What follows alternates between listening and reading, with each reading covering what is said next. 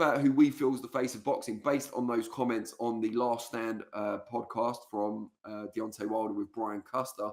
I'd strongly urge you all to seek out it. I never watched the whole thing all the way through. I didn't have time, as I was saying earlier, but I did scan it. I probably watched a good half an hour chunk, and it's really good. It's really, really good. So go out and watch that. Not yet. Watch the end of our stream first, of course. But Wilder's comments weren't just about who's the face of boxing. They weren't the only ones to kind of spark some debate. He still thinks Tyson Fury's a cheat and didn't deserve to beat him in their second two fights, which will come as no surprise to many. But he had some comments to make about Anthony Joshua. And, you know, I just said it wasn't a Joshua episode, but there is some. He's already caught a stray, so now he's going to catch some more from Wilder. Because Wilder, as we know, was very respectful to AJ at the Day of Reckoning press conference. They're both on that show against separate opponents. But asked on the Last Stand about Joshua, he said he believes that AJ is a manufactured fighter, a made fighter, Wilder termed it. Someone who's had all the things put in his favour.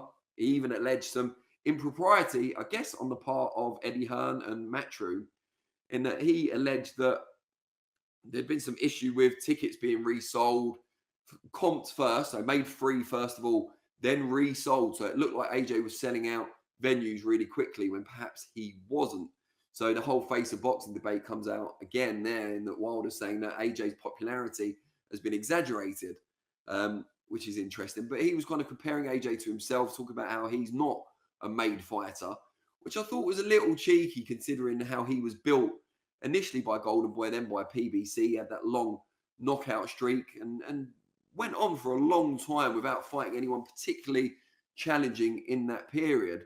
Steve, what did you make of his comments about Anthony Joshua, and also about he doesn't feel the fight will ultimately happen because he thinks Anthony Joshua is, and Matchroom may be seeking legal advice on this, but that Joshua is the only fighter that makes money for Matchroom at the moment, and so they wouldn't risk their cash cow against Wilder. What did you make of all that AJ-related stuff? The bants.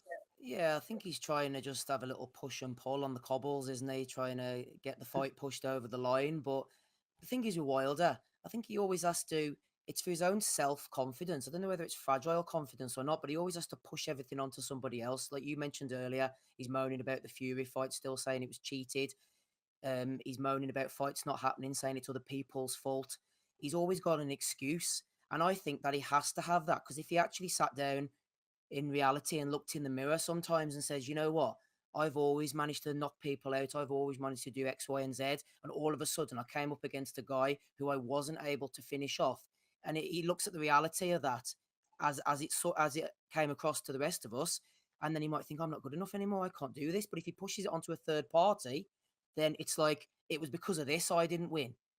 I hit him with every shot and everyone else has gone down, but it was because he cheated. It wasn't because my power let me down or anything like that. He's always looking for sort of excuses, not necessarily in a bad way, but it's because if he faces the reality, he might not like what he finds. And I think that's the Deontay Wilder story. He's always looking for somebody else to blame, rightly or wrongly, so that he doesn't have to face up to the reality himself.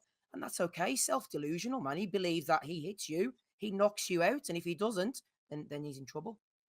It's like it was the mascot's fault when Wilder chinned him. He just had a glass jaw, didn't he? He killed that poor fella. Yeah, well, we need to catch up with him at some point, make sure he's all right. Yeah, I mean, I think that's very true, but I don't think it's just Wilder, to be fair to him. I think boxers generally, it's such a mentality-driven sport, such an ego-driven sport, that I don't think there's a boxer out there, unless you're at the end of your career and you are considering retirement, that you can allow yourself to believe you've just lost to the better man on the night.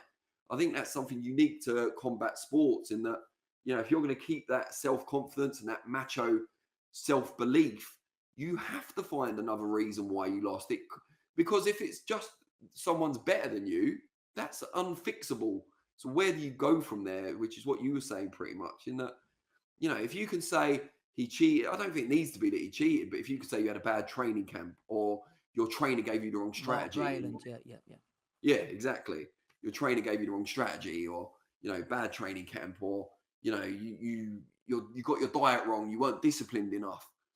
There's lots of excuses we've heard from boxers over the years, and if you can pin it on one of those, then you can fix that one element, and in the next fight, purportedly, ostensibly, you can come back better than ever and be, the second coming, the Renaissance man or woman, and get it all done.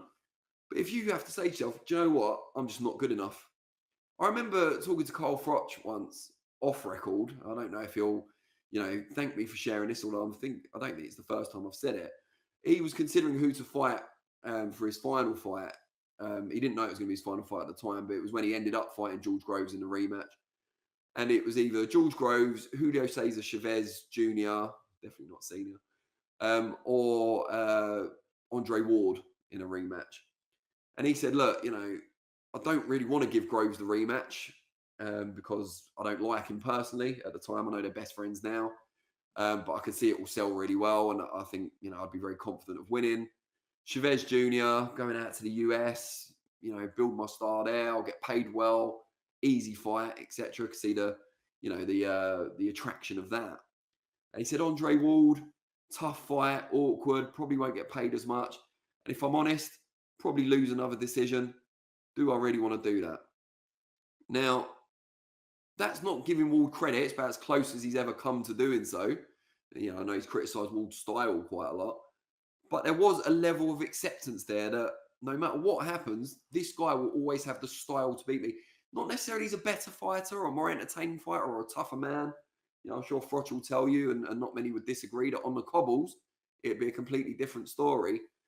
But there was an acceptance that it wasn't a fault within Froch that caused him to lose the fight with Andre Ward. It was just the fact that Ward had a style that would always be kryptonite to Froch.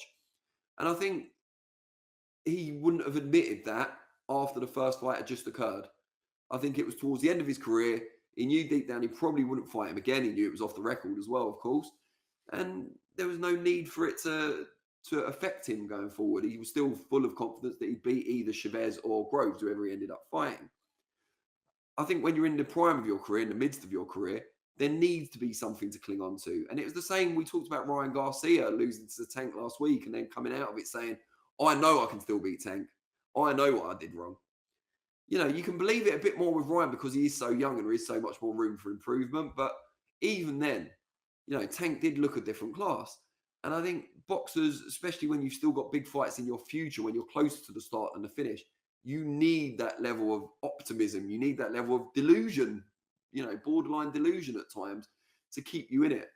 I've ranted on for long enough. And basically especially with Wilder, because it was power-based. I hit you, you go down. At some point, I will catch you. And if that's not the case, what have I got left? What else can I do? Yeah, I think that's a very fair point. Not one that he'll be willing to accept anytime soon, I'm though. not telling. No, me neither. I might put my mascot outfit on that, actually. Probably that's red rag to a ball, isn't it? DB Cooper. Excuse me. I could feel the sneeze coming, but I didn't have time to pre-warn. DB Cooper 1 says, great point from the bald maestro. Wilder always needs someone or something to blame. Weird bloke, but he's kind of becoming more likeable over time, but still a weirdo. I found him very likeable on the Last Stand podcast, actually. But yeah, I think, as we said, as Steve said, when you've built your reputation as a knockout artist, you do need something to reinforce that. You can't just say, well, I finally found a man who's got the chin to stand up to my, otherworldly power. Or maybe my power is not otherworldly. Can you imagine admitting that to yourself when your whole identity is wrapped up? Even on the Last Stand podcast, he was saying, yeah, I know that Francis Ngannou's been called the biggest puncher of any combat sport artist, etc., but there's no way I'm the biggest puncher. I've got these hands. You've seen what I do to people. So it's still wrapped up. It's a huge part of his character. Brian Minto said, is getting KO'd by a man that massively outweighs you more indicative of cheating than small man KO'ing countless heavier men? Yeah, I mean, perhaps. But I think the Wilder Fury fights, the second and the third, were both grueling fights. It wasn't a case of a one-punch knockout from Fury. It was more that, Wilder was brought to the end of his gas tank by a beating in the second fight and by a war in the third. Wilder lost to Fury because he's way too small and thin-legged, easily gassed when clinched, says Remy on a Mode XD. Still RIs, the only big PPVs are the fights people want to go out and watch. Well, yeah, I mean, that's kind of self-fulfilling comment there. Brian Minto, Wilder thinks he's the only guy who can KO people. Steve will like that one. Hector Liberato says Matias is the new face of boxing. We talked about how much we liked him last week's episode. Pitbully, why does Tyson Fury's glove look like that in a Wilder fight and not any other fight? They never answer that question. Yeah, Pitbully, I'm sure there are reasonable explanations for it, though. They probably don't want to give any more kind of smoke to the fire, do they? But, you know, I think it's clutching at straws, honestly.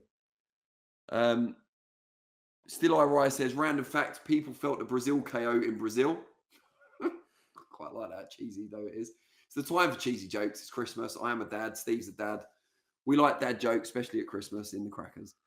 Brian Minto, how do you improve then? Surely elite fighters need to be self-aware enough to fix faults. Yeah, I think with Wilder specifically, and as Steve points out, he is a unique case in that I think his faults are also strengths, and they're also things that are he's so long in the game now and had the same flaws, whether it's his footwork, his technical ability, the way he throws the punches, that they've helped him in certain aspects.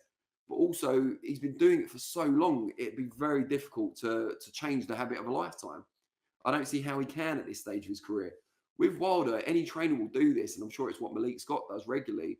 You've got to just make his strengths, his renowned strengths that we all know, as sharp and as, he's got great power. So you've got to make that power as easily deployable and as quick as you can so that he can use it in the best times and, as quickly and before the opponents had a chance to block or move or get their feet out of range or whatever it might be. So I don't think you're going to change Wilder predominantly now. But yes, I think other elite fighters, sure, you've got to be self-aware enough to know your flaws, or you've got to trust your trainer implicitly.